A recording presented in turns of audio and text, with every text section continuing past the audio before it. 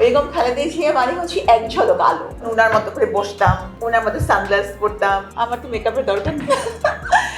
বলে আমি মার্ডার করে আইছি, হাজবেন্ড মার্ডার। আমি তো তখন বুঝি না কে কর্তৃপক্ষ, কে কয়দিন চিনতেই পারছি না। তখন আমি বৃষ্টিতে ভিজে ছবি তুলতাম, আমি এখনো বৃষ্টিতে ভিজে ছবি তুলি। আমি এমনই। আমি ডাক্তারি ছাড়তে পারবো না, যেখানেই চাই আমাকে ডাক্তারি করতেই হবে। আর যখন কবরেও যাবো, ডক্টর হিসেবে সবাই আমাকে চিনবে। একসময় দেশের আলোচিত নামগুলোর মধ্যে একটি ছিলেন ডাক্তার সাবরিনা। করোনা মহামারীর সময় নানা বিতর্ক, মামলা এবং দীর্ঘ আইনি প্রক্রিয়ার মাধ্যমে দিয়ে তিনি আলোচনার কেন্দ্রবিন্দু আসেন। কথা বলবো সেই সময়ের অভিজ্ঞতা, বর্তমান জীবন এবং ভবিষ্যৎ চিন্তা নিয়ে তিনি কি ভাবছেন। চলুন আমরা কথা বলি ডাক্তার সাবরিনার সঙ্গে। কেমন আছেন আপু? ভালো আছি আলহামদুলিল্লাহ। দিনকাল কেমন যাচ্ছে আপনার? যাচ্ছে জীবনের নিয়মে। 2020 সালে জেকেজি কেলেঙ্কারি ঘটনায় আপনার নাম জড়ায় এবং আজ এতদিন পর ফিরে তাকিয়ে ঘটনাটি আপনি কিভাবে দেখছেন? তখনও যেভাবে দেখতাম এখনো সেভাবেই দেখছি যে আমি সম্পূর্ণ নির্দোষ। শুধুমাত্র একটা ওই সময়ে যে পাবলিকের মাইন্ড ডাইভার্ট করার জন্য এটা খুব সুন্দরভাবে সাজানো হয়েছিল। মাঝে মাঝে রাজনৈতিক প্রয়োজনে একটা স্ট্র্যাটেজি হয় যে একটা ইস্যুকে সামনে নিয়ে আসা, হ্যাঁ, যাতে করে অন্যান্য ইস্যুসগুলা, ভাইটাল ইস্যুসগুলা চাপা পড়ে যায়। আর দেখা যায় কি যে করোনা মহামারী একটা মহামারী, এই ব্যাপারটা, এটা কন্ট্রোল, এটার কিভাবে প্রিভেনশন, কিওর, এই ব্যাপারগুলো অনেক ডিফিকাল্ট। হ্যাঁ, এই ব্যাপারগুলো কিন্তু পাবলিক অত বেশি সবাই বোঝে না। তার চাইতে যদি একটু ভিন্ন খাতে গিয়ে সাবরিনাকে নিয়ে একটু আলোচনা করা যায়, সে কেমন ড্রেস পরলো, কেমনভাবে হাঁটে, কেমনভাবে চলে, কেমন শাড়ি পরে, এদিকে কিন্তু ডাইভার্ট করা যায়। তো এই কারণেই একটা মামলার আমি এজাহারের আসামি ছিলাম, না আমি প্রধান আসামি ছিলাম, খুব সুচতুরভাবে 1 মাস পরে আমাকে এখানে ইনভলভ করা হলো, আমার সংশ্লিষ্টতা করা হলো। তো যাই হোক, মানুষ আসলে এত বোকা না, ইতিমধ্যেই মানুষ এটা বুঝতে পেরেছে। এই বিষয়টা এখন মোটামুটি সবাই বোঝে। আপনি কি মনে করেন যে আপনাকে অন্যায়ভাবে এখানে জড়ানো হয়েছে?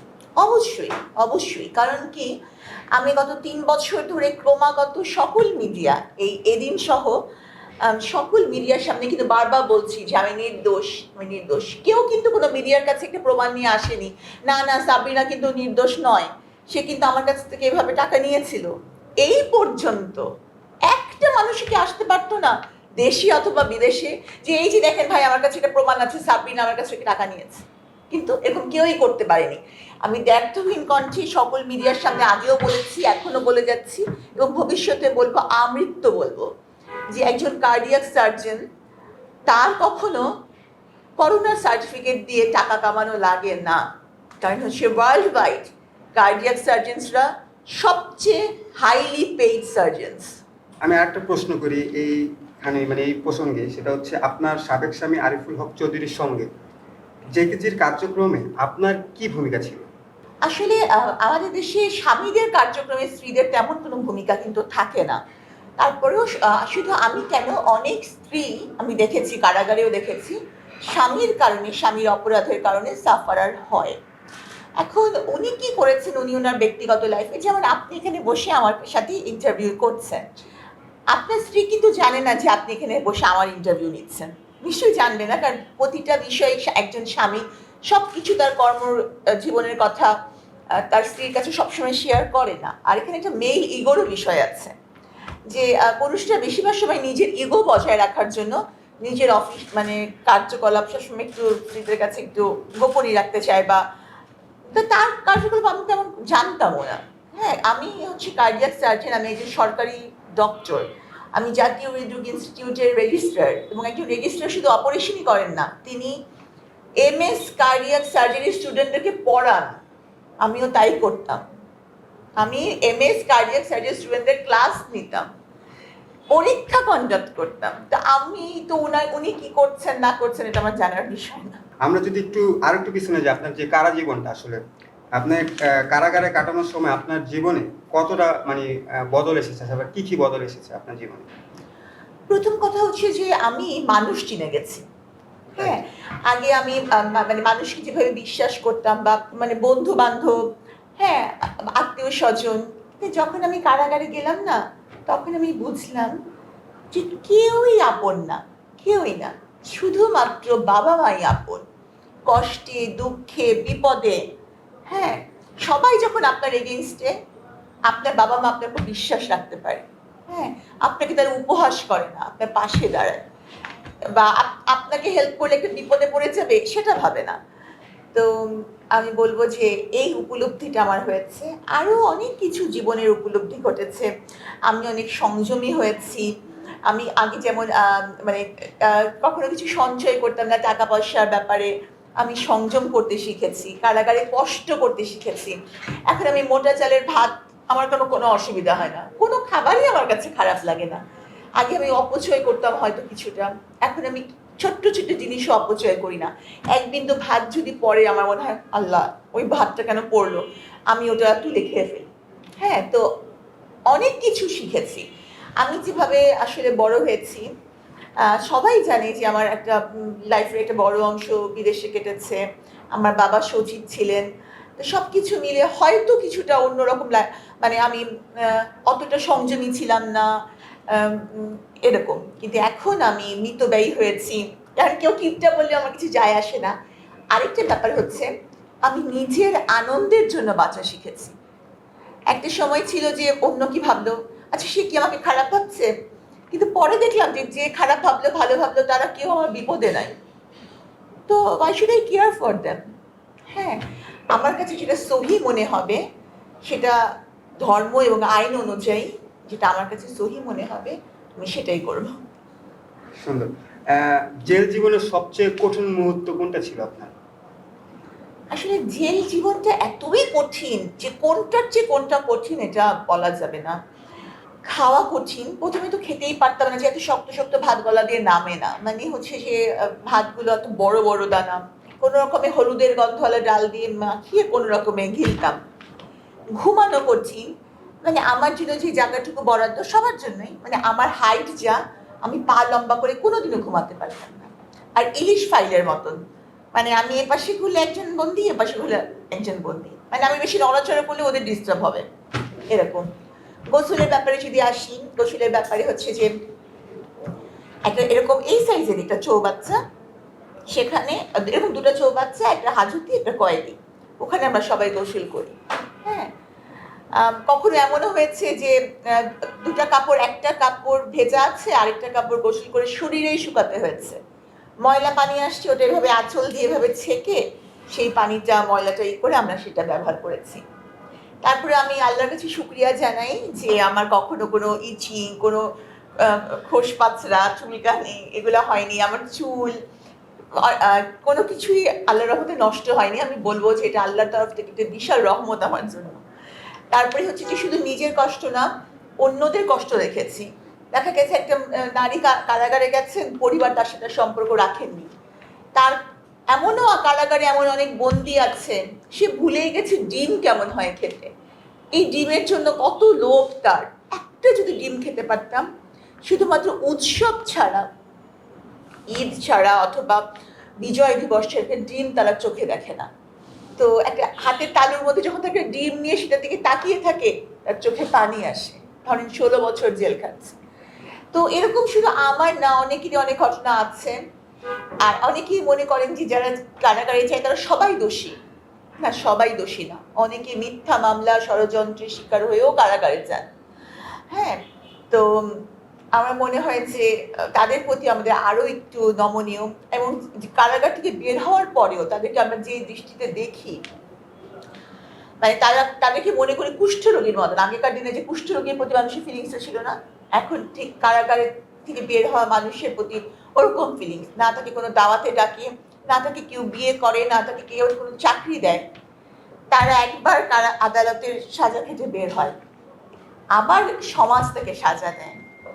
তো আসলে কারাগার নিয়ে আমি বন্দিনীদেরকে নিয়ে তো আমি বই লিখেছি এবং বন্দিনীদেরকে নিয়ে আমি একটা ফাউন্ডেশন করেছি। তাদের পরিবারের জন্য, তাদের বৃদ্ধ বাবা-মা দেখাশোনা করার জন্য, তাদের সন্তানের জন্য। তো এভাবেই আরকি। এই জেল জীবনে অনেক চড়াই উতরাই আমরা দেখছি আপনার, কিন্তু এখানে আপনি শুরুর দিকে তো আপনার মানায় নিতে অনেক কষ্ট হয়েছে। এই কারা জীবনে কি আপনার কোনো বন্ধু বা কোনো মানে কাউকে পেয়েছেন কিনা যাকে আপনি বন্ধু পেয়েছেন এখানে? আমি বন্ধুত্বেই বিশ্বাসী না, কারণ কারাগারে যাওয়ার পরে বন্ধুর সম্পর্কে আমি সম্পর্কটাকে হাত ধুয়ে দিয়েছি, না বন্ধু বলে কেউই থাকে না। হ্যাঁ, তো কারা জীবনে মানে প্রথমে তো সবাই আমাকে খুব অবাক হয়ে দেখতো। আর এমনিতে তো ওই সময় আমি অনেক ভাইরাল, এবং কারাগারে তো কিছু খবরের কাগজ যায় এবং টিভি দেখানো হয়, তো সবাই আমাকে চিনতো। তো মানে একটা আজব প্রাণী, মানে এলিয়ানকে মানুষ যেভাবে দেখে, কারাগারে অনেকটা আমাকে সেভাবেই দেখতো। কিন্তু তাদের মনে আস্তে ধীরে আমি এই ধারণাটা মানে স্ট্যাবলিশ করতে পেরেছি যে আমি আপনাদের মতো না, আলাদা কেউ না। তা আস্তে আস্তে তারা আমাকে আদর করা শুরু করেছে। প্রথমে তো অনেক বুলিংয়ের শিকার হয়েছি, কিন্তু তারপরে হচ্ছে তারা আমাকে আপন করে নিয়েছে। যেদিন আমি কারাগার থেকে বের হলাম, আমার যেদিন জামিন হলো, কারাগারে ৮০০ বন্দিনীর মধ্যে ৬৫০ বন্দিনী আমাকে বিদায় দেওয়ার জন্য এসেছে। সবার চোখে পানি যে আজকে তাদের সাবরিনা চলে যাচ্ছে। খুবই ভালো খারাপ সব মিলেই আমাদের জীবন আসলে।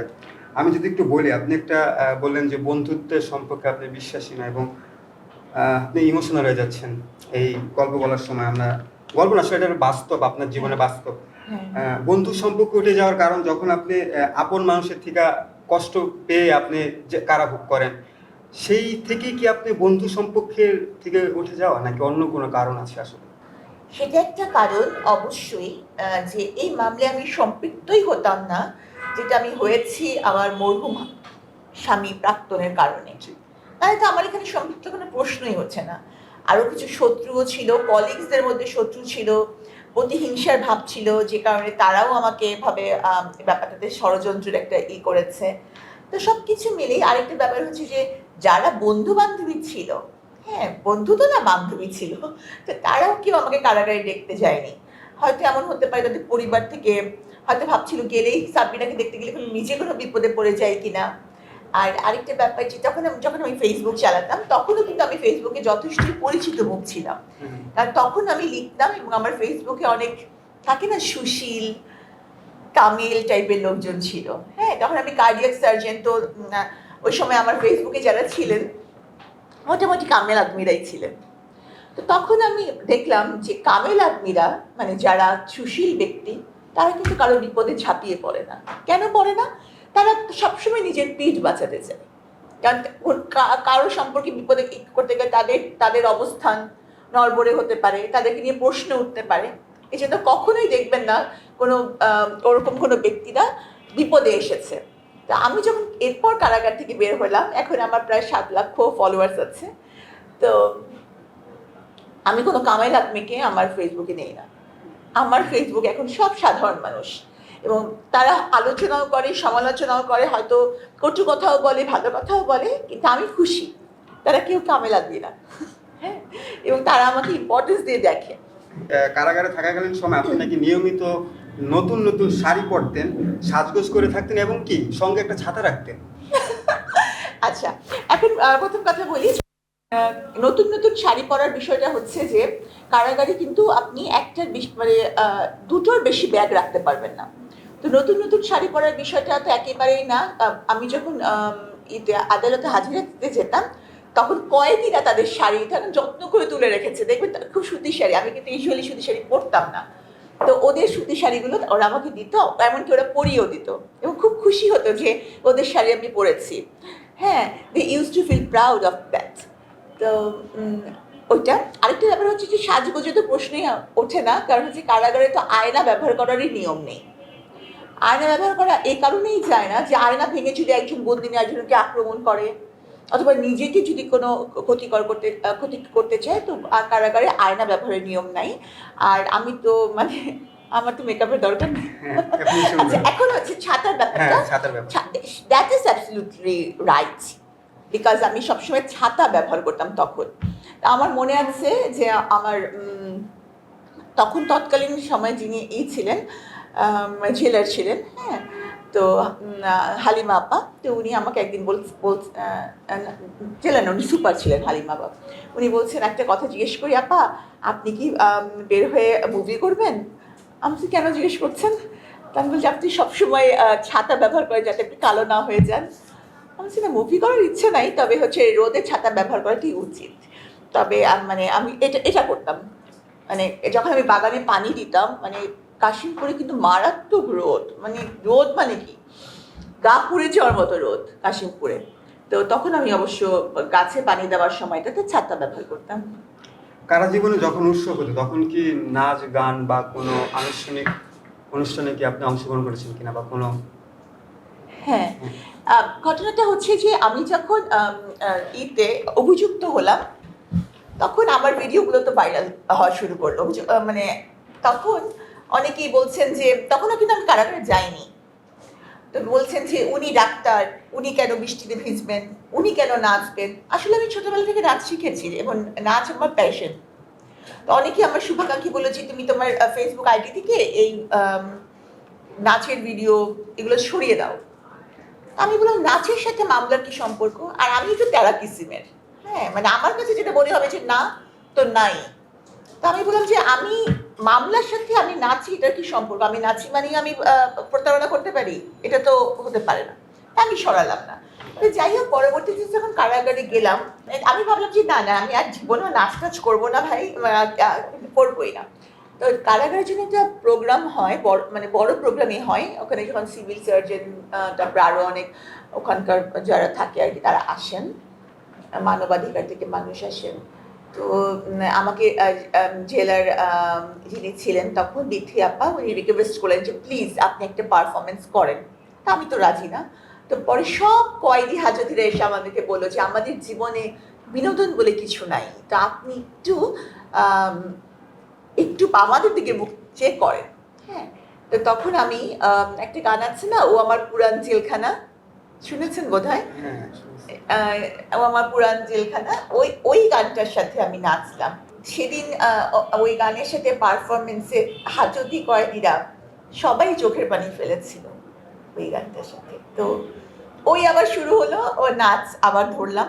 তো এরপরে কারাগারে যতবারই এরকম হয়েছে, প্রোগ্রাম হয়েছে, আমি কর্তৃপক্ষ এবং হাজতি কয়েদিদের অনুরোধে পারফর্ম করেছি। আমরা এই কারা জীবনের শেষ একটা প্রশ্ন যাই, যেখান থেকে আপনি সেখানে থাকাকালীন সময় আপনার জীবনের অনেক ঘটনা আপনি ঘটেছেন, কিন্তু বন্দিনী বইটি লেখার যে অনুপ্রেরণা সেটা আপনি কোথায় পেয়েছিলেন আসলে? অনুপ্রেরণা পেয়েছি কি, আমি আগেই লেখালেখি করতাম বলেছি, কিন্তু যখন আমি কারাগারে গেলাম, এক একজন মানুষ আছে এক এক অদ্ভুত। মানে আমরা যারা খুব সাধারণ মানুষ, হ্যাঁ, ডাক্তারদের জীবন তো খুব সাদামাটা হয়, মানে পড়ার টেবিল থেকে চেম্বার, চেম্বার থেকে ওটি, এই তো, আর রিসার্চ পেপার, কনফারেন্স, এই হচ্ছে ডাক্তারদের কিন্তু সার্কেল। সেখানে যখন আমি গিয়ে দেখলাম যে একজন ধরেন গাঁজা ব্যবসায়ী, তার সারা গায়ে কাটা কাটা, কাটা কাটা কেন? আমি বলছি, "শোনো, সারা গায়ে ভাবে ভাবে ব্লেডের কাটা কি কাহিনী?" বলে যখন গাঁজা বিক্রি করতে থাকে, তখন যখন পুলিশ আসে, তখন টাস করে নিজের গা কেটে ফেলে। কেটে ফেললে পারে কি, পুলিশ যখন চমকে যায়, রক্ত পড়ছে গলগল করে, এই সুযোগে সে পালিয়ে যায়, মানে এটা তাদের এবং সেই ব্লেডটা রাখে তারা গালের মধ্যে। এরকম একটা কেস দেখলাম। তারপরে কত সব মার্ডার কেসেস, যেমন একটা কেস টেবিলে, প্রথম যখন আমাকে কেস টেবিলে নেওয়া হলো, কেস টেবিলের দায়িত্বে এক মহিলা কয়েদি ছিল। আমি তো তখন বুঝি না কে কর্তৃপক্ষ কে কয়েদি, চিনতেই পারছি না। আমি বললাম যে আপনি এখানে কি? বলে আমি মার্ডার করে আইছি, হাজবেন্ড মার্ডার। মানে এত নর্মালি বলতেছে, ওরে বাবা, এই কি, মানে আমরা আমরা যখন এই খবরের কাগজে এই যে মার্ডারের এই দেখে আমরা মার্ডার বুঝি, কিন্তু আমরা কিন্তু নর্মালি একটা মার্ডারারকে ওভাবে দেখি না, বুঝি না। খবরের কাগজে দেখা আর বাস্তব জীবনে দেখা, তার পাশে শুয়ে থাকা এক কথা না। তো এক একজনের এক এক গল্প। তারপরে হচ্ছে যেমন পরকীয়া প্রেমগুলো কারণে স্বামীকে মেরে ফেলেছে মেয়েরা, অথবা সতীনকে মেরে ফেলেছে, মানে খুব মানে আমরা তো নর্মাল মানুষরা তো একটা মানুষ মশা মারলেও মনে হয় যে মশাটাকে মেরে ফেললাম, কিন্তু এত দূর। তো সবকিছু মিলে আমার মনে হলো যে আমার এই অভিজ্ঞতাটা আমার অবশ্যই আমার লেখনীর মাধ্যমে শেয়ার করা উচিত। আরেকটা ব্যাপার হচ্ছে যে আর লেখনের একটা মূল উদ্দেশ্যই থাকবে যে মানুষ যখন পড়বে তখন এইসব ইনসিডেন্ট থেকে, আপনি পরকীয়া বলেন বা ধরেন কোনো নেশা করা বলেন, সব কিছু থেকে মানুষ যখন বুঝবে যে এটার ইফেক্টটা কত ড্রাস্টিক্যালি ডেঞ্জারাস হতে পারে, তখন তারা কিন্তু অপরাধ থেকে দূরে থাকবে। তো আমার উদ্দেশ্যটা এটাই ছিল। সামনে কি আর কোনো বই লিখছেন কিনা, বা সামনে আমরা কোনো বই পাবো কিনা? এই পর্যন্ত আমার 5টি বই প্রকাশিত হয়েছে। বন্দিনী তো অনেক হিট ছিল যাকে বলে, কারণ হচ্ছে যে প্রথম বইমেলায় 4টি সংস্করণ শেষ হয়ে গেছে। তো পরবর্তীতে বন্দিনী দ্বিতীয় খণ্ড শব্দশ্রী থেকে প্রকাশিত হয়। এরপর আমার আরও 3টি বই আছে, অবেলায় বেলা, দূষিত মানবী এবং ভীমরতি। তো আমার লেখা যারা পছন্দ করেন, আমি এই পর্যন্ত বিভিন্ন বিষয় নিয়ে অনেকভাবে সমালোচিত হয়েছি। হ্যাঁ, আমি কেমনে কথা বলি, আমার কণ্ঠস্বরটা একটু হাস্কি, তারপর হচ্ছে যে আমি কিভাবে শাড়ি পরি, সব কিছু নিয়ে আমি সমালোচিত হয়েছি। কিন্তু আমার লেখার ব্যাপারে প্রত্যেকেই একমত যে তারা বলেন যে আমার লেখা তাদের হৃদয় ছুঁয়ে যায়। তো তাদের জন্য লিখি এবং আরও লিখবো ইনশাল্লাহ। আমি কারা জীবনের শেষ একটা প্রশ্নে যেতে চাই আপনার, সেটা হচ্ছে কারাগারে থাকা অবস্থায় আপনার এমন কোনো ঘটনা কি জীবন দর্শন পুরোপুরি বদলে দিয়েছে কিনা, বা আছে কিনা এমন কোনো ঘটনা? আমি যখন বিনা অপরাধে কারাগারে যাই, তো তখন আমি তখন আমি ধরে নিয়েছি যে না, আমি কিন্তু আমার পরিবার থাকে ইউএসএতে, এবং শুধু থাকে না, তারা 2-3 পুরুষ ধরে ওখানে থাকে। মানে আমার দাদির কবর, নানির কবর সবই ইউএসএতে। তাহলে বুঝতেই পারছেন যে কতদিন ধরে। একমাত্র আমি বাংলাদেশে থাকি, এবং আমি প্ল্যান করেছিলাম আমি সার্ভ করবো নেশনকে। হ্যাঁ, এবং বিসিএস জব আমি করেছিলাম এই জন্যই। তো যখন আমি কারাগারে গেলাম তখন আমার মনে হলো যে আমি আর কোনো রুগী টুগি দেখবো না, জীবনেও না। কারণ এত কষ্ট করলাম, আমার রুগীরা আজকে কই? হ্যাঁ। তো এরপর তখন ঘোর করোনাকাল। তো তখন একটা কারাগারের ভিতরে একটা পেশেন্টের, সে আসছে কয়েকদিন হয়েছে, তার লেবার পেইন হলো। শি ওয়াজ প্রেগন্যান্ট, 4 মেয়ে ছিল। এখন করোনার সময় কিন্তু হসপিটালগুলোতে এমনি নর্মাল রুগী নেওয়াটা খুব অ্যাডমিটেড টাফ ছিল। এখানকার রুগীদের তাজুদ্দিনে নেওয়া হতো। তো ওই মুহূর্তে আমি যখন শুনলাম ক্লিনিক ওখানকার ভিতরে হেলথ সেন্টার এরকম, আমি ছুটে গেলাম। আমাকে জেলারি বললেন আপনি পেশেন্টটাকে দেখলাম। তো আমি অ্যাসেস করে দেখলাম যে না, বেশিক্ষণ দেরি নাই ডেলিভারির। তারপরেও অ্যাম্বুলেন্স খবর দিতে করলো যে তাজুদ্দিনে নিয়ে যাবে। এর মধ্যেই আমি তার একদম প্রোগ্রেস হওয়াতে আমি তার ডেলিভারি করলাম। তো তখন সেই মেয়েটার চোখে যে একটা কৃতজ্ঞতা আমার প্রতি, যে একটা আকুতি, এবং তার প্লাসেন্টা আউট করার পরে যে তার যে একটা ওটা দেখার পর আমার মনে হয়েছে না, আমি ডাক্তারি ছাড়তে পারবো না, যেখানেই চাই আমাকে ডাক্তারি করতেই হবে। এবং কারাগারেও আমি অনেক আরও দুটা নর্মাল ডেলিভারি কন্ডাক্ট করেছি, এবং হচ্ছে যে কারাগারে যত ডিফিকাল্ট সুচার থাকতো বা যাই থাকতো, ছোটোখাটো প্রসিডিওর করা সম্ভব সেগুলো করেছি। হিসেবে আপনার ক্যারিয়ারের সবচেয়ে বড় অর্জন কোনটি ছিল? আসলে এমবিবিএস পাশ করা একটা মহাসমুদ্র পার করা। এবং আমি হচ্ছে যে বাচ্চার মা, তখন আমি অলরেডি বাচ্চার মা, বাসায় বাচ্চা পালতে হয় আমাকে, আমার এদিকে আমার ক্লাস করা, আইটেম পরীক্ষা দেওয়া, সেখানে প্রফ পাস করা, এমবিবিএস করা, এটা তো একটা সমুদ্র পাড়ি দেওয়া। তারপর BCS as a health cadre, সরকারি চাকরি, এরপর বিভিন্ন প্রত্যন্ত অঞ্চলে পোস্টিং, তারপরে হচ্ছে যে ট্রেনিং পোস্ট, তারপরে হচ্ছে যে আবার বিসিএস এ ফাউন্ডেশন ট্রেনিং, তারপরে আমি পোস্ট গ্রাজুয়েশন করলাম, হ্যাঁ, কার্ডিয়াক সার্জন হলাম। তো প্রত্যেকটাই অর্জন। একটা পেশেন্টকে অপারেশন করার পরে তাদের যে আমার প্রতি একটা ফিলিংস হয়, বা যেরকম একটা হয়, তো সেটাই একটা বড় অর্জন। তাদের চোখটা, তাদের হাতটা আমি দেখি যখন, সেটা আমার অর্জন। আর হচ্ছে যে একটা মানুষ ডাক্তারের অর্জন সারা জীবনে এভাবেই থাকে। তো এর চেয়ে বড় অর্জন আর কিছুই নাই। কিছু হতে পারে, হ্যাঁ, রাইট। ডাক্তার সাবরিনা লেখক, ডাক্তার সাবরিনা একজন চিকিৎসক, এবং কি আর অনেক কিছু। ডাক্তার সাবরিনা চাইলে ডাক্তার সাবরিনা সিনেমা করতে পারে সামনে। কিন্তু ডাক্তার সাবরিনা রাজনীতিতে কেন আসলো, বা কি কারণে আসলেন, বা আপনি কি দিতে চান এই সমাজকে বা এই রাষ্ট্রকে? সেই রাজনৈতিক মতাদর্শ কিন্তু অনেক সবারই থাকে। আপনারও আছে, আমারও আছে। এখন আমি সরকারি চাকরিতে ছিলাম, পড়াশোনার মধ্যে ছিলাম। হ্যাঁ, কারণ একটা কার্ডিয়াক সার্জন হওয়া ইজ নট এ মানে স্মল হ্যাঁ। ডিল। তারপরে হচ্ছে যে তো তখন মানে এরপরে আমি ভেবেছি আমি কোনো একদিন সংসদে বসবো। এটা আমার প্ল্যান ছিল। তো যাই হোক, আমি কিন্তু রাজনীতির নেতৃস্থানীয় কেউ না। আমি একজন কর্মী। কর্ম তো যে কেউ করতে পারে। আর আমার পরিবার একটা রাজনৈতিক পরিবার, যেহেতু আমার আপন চাচা বিএনপির এমপি ছিলেন, আমার দাদি বিএনপির এমপি ছিলেন, তো সেই হিসাবে আর কি। সেইখান থেকে কি আপনার বিএনপির মতাদর্শ বা বিএনপির রাজনীতিতে আসা, বিএনপির সঙ্গে রাজনীতি করা? খুব ছোট্টবেলা থেকে আমার সত্যি কথা যেটা, মানে আমি এখানে কিন্তু কোনো কিছু বাড়িয়ে চড়িয়ে বলবো না, সত্যি কথা যেটা, আমার বেগম খালেদা জিয়াকে অসম্ভব সুন্দর লাগে। সবারই, আমাদেরও ভালো লাগে। অসম্ভব সুন্দর লাগে।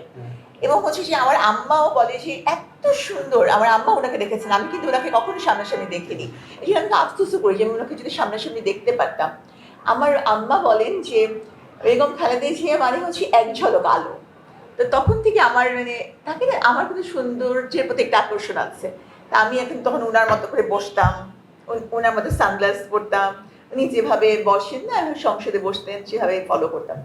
তো এটা হচ্ছে কি মানে থাকে না একটা বাচ্চার মনে একটা এরপর তো উনি যেভাবে তার রাজনৈতিক যে মানে যেভাবে উনি খুব মানে খুব সুন্দর, কি বলবো, কখনো ওনাকে নিয়ে কিন্তু মানে কেউ, উনি যখন মারা গেলেন এটাই প্রমাণ করে সবাই সবাই কেঁদেছে, সবাই কেঁদেছে। তো ওনার সম্পর্কে আর আমি বেশি কি বলবো, আমি বলে শেষ করতে পারবো না। রাজনীতিতে এসে দেশের জন্য কি ধরনের মানে আপনি কাজ করতে চান বা পরিবর্তন আনতে চান? প্রত্যেকে যদি প্রত্যেকে নিজের কাজটা করে তাহলে একটা পরিবর্তন আসবে। যেমন আপনি আপনার অবস্থান থেকে দেশকে দিবেন, আমি আমার অবস্থান থেকে দেশকে দিব। মানে সবাই কিন্তু রাজপথে নামতে পারবে না, বা সবার যে মানে এইটা কর্মক্ষেত্রটা ওরকম হবে না। যে যার কর্মক্ষেত্রে যদি নেশনকে বেস্ট দেয় এবং তার রাজনৈতিক পরিচয় যদি এটা থাকে, তাহলে ওটাই সবচেয়ে বড় ব্যাপার।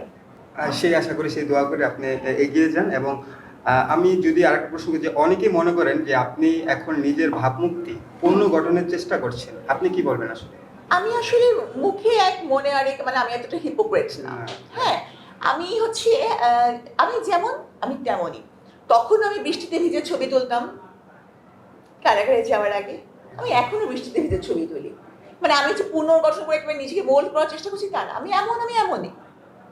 আমাকে তোমরা ভালো বলো, আমাকে তোমরা মন্দ বলো, আমি এমন।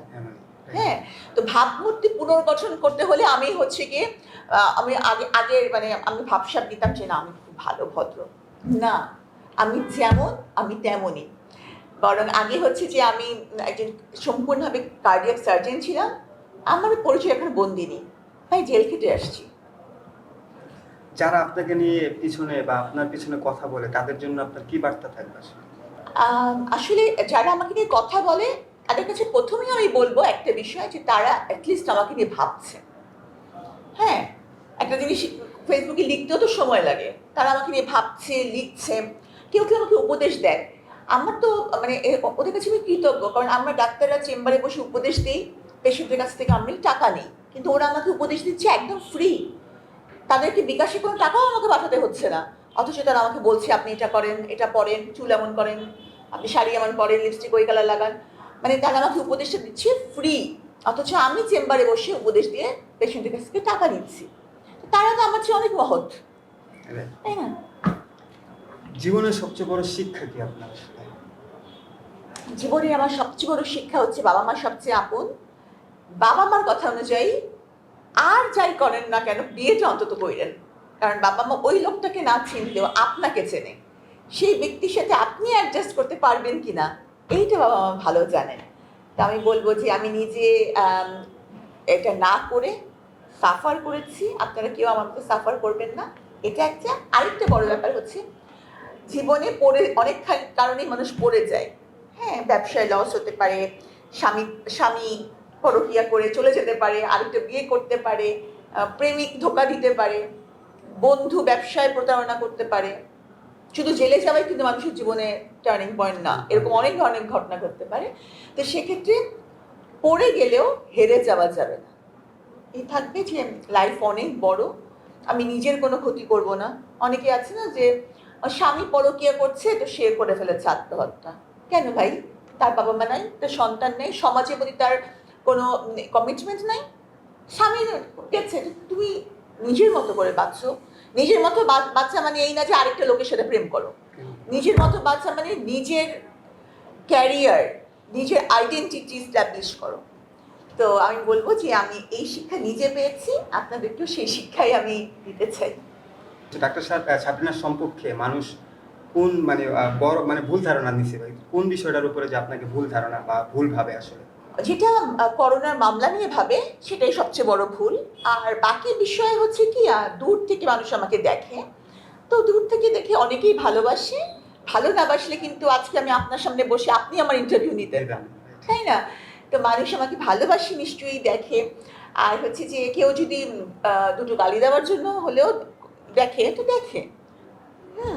সাবরিনা তাদের চিন্তা ভাবনায় আছে, এটা একটা বড় ব্যাপার। কারণ হচ্ছে যে অনেকেই জেলখানায় গেছে, ক্যারিয়ার থেকে ছিটকে পড়েছে, হারিয়ে গেছে। আমি কোনো বড় রাজনৈতিক ব্যক্তিত্ব না, আমি কোনো অভিনেত্রী না, হ্যাঁ আমি কিছুই না, আমি একজন কার্ডিয়াক সার্জন মাত্র। তবু অসংখ্য মানুষ আমাকে দেখে, এটাই তো আমার জন্য একটা ব্লেসিং। রাইট। আমার সর্বশেষ প্রশ্ন, এতদিনক্ষণ পরে শেষ হলো তাহলে আল্লাহ সর্বশেষ। পাচ্ছি। সর্বশেষ প্রশ্ন হচ্ছে, সব বিতর্ক, কারাভোগ, সংগ্রাম, নতুন রাজনৈতিক যাত্রার পর আজকের ডাক্তার সাবরিনা নিজেকে কোন পরিচয় দিতে সবচেয়ে বেশি আনন্দ বা ভালো লাগে আসলে? আমার পরিচয় এখন আমি বন্দিনী, এবং তা আমার ফোকাস হচ্ছে এমনভাবে যে সমাজ থেকে আমি চেষ্টা করবো, আমার চেষ্টা থাকবে মানুষ অপরাধ থেকে দূরে থাকে এবং কেউ যেন বন্দিনী না হয়, আবার কেউ যেন অপরাধের সংশ্লিষ্ট না হয়ে যায়। বিভিন্ন কারণে কিন্তু মানুষ অপরাধে জড়িয়েও পড়ে, হ্যাঁ সেটা না হয়। আর ঠিক মানে ডক্টর সাবরিনা, আমি মাঝে মানে একটা ফোন কিনতে গিয়েছি, আমি আবার এআইটিআই চ্যাট জিপিটি না কি জানি আছে না, ওগুলো তো ভালো বুঝি না। তো ফোনে দোকানদার বলছে যেটার মধ্যে চ্যাট জিপিটি এগুলো আছে। আমি বললাম সেটা কি, বলে তার সে সব প্রশ্নের উত্তর দেয়, সব মানে এরকম। তো সেই ওই ব্যক্তি চ্যাট জিপিটি কাউকে চিনে না, ডক্টর সাবরিনাকে চেনে। ডক্টর সাবরিনাকে চিনি, রাইট। ডক্টর সাবরিনাকে চেনে। তো তার মানে ডক্টরটা আমার অস্তিত্বের সাথে মিশে আছে, এবং আল্লাহর কাছে শুকরিয়া, আমার বাবা মা চেয়েছিলেন আমি ডক্টর হই, আমি ডক্টর হতে পেরেছি। এবং আমি যখন কবরেও যাবো ডক্টর হিসেবে সবাই আমাকে চিনবে। রাইট। আচ্ছা, এই দিনের চোখ এখানে তাকায় আছে, আমাদের মাধ্যমে কোনো বার্তা দিতে চান কিনা? আমি তো আমার বার্তাগুলো সব আমার মনে হয় যে অলরেডি আমার দিয়েছেন। মানে ইন্টারভিউর মাধ্যমে দিয়েই ফেলেছি। তো আমি শুধু একটা এই দিনে দর্শকদের কৃতজ্ঞতাই জানাতে চাই যে এত মনোযোগ দিয়ে আমার বকর বকর এতক্ষণ ধরে শুনেছে যারা, এবং আমার জীবনের মানে আমাকে করেন, অপছন্দ করেন, যাই করেন না কেন, আমার জীবনের সংগ্রাম থেকে কিন্তু অনেক কিছু শেখার আছে, যে মেয়েরা কিন্তু হার মানে না।